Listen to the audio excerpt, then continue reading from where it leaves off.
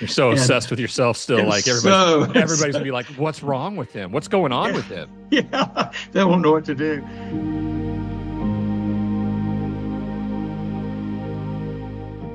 Ryan, you are, as far as people I've met personally, I don't think I've known anyone who suffered from stigma more than you. Ryan Leaf has been arrested. Leaf was accused of burglary and drug activity. In a plea deal, he pled guilty to the charges. Former NFL quarterback Ryan Leaf was arrested Friday in his Montana hometown. Ryan Leaf has been arrested for the second time in just 4 days. This is Leaf's latest mugshot.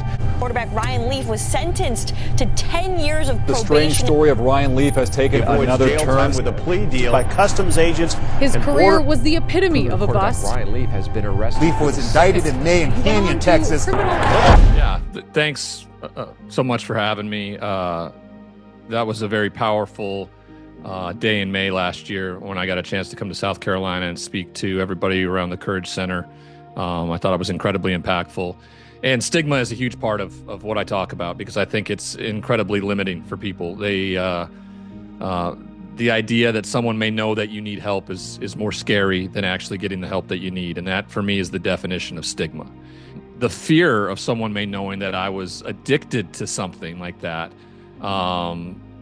It was just, and having been such a, the big, strong football player, having never seen another man actually ask for help. You figure it out. My dad was a 2-tour Vietnam veteran. Never saw him cry. Be vulnerable, transparent, and anything like that. So like stigma is taught. Like we don't come out of the womb and look at people with a mental health disorder or a substance use disorder and think that they're different. That's been taught to us, and it's a learned behavior. And so what we have to do with the platform we have is to change that belief, to change that and educate people differently.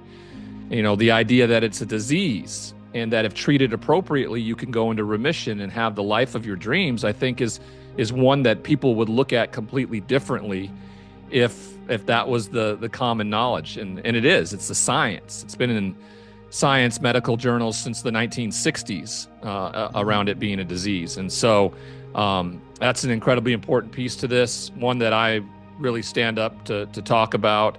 It also, I think, goes a long way for somebody who's going through those types of struggles to have a why this is happening to me. Why am I behaving this way? Why am I acting out this way?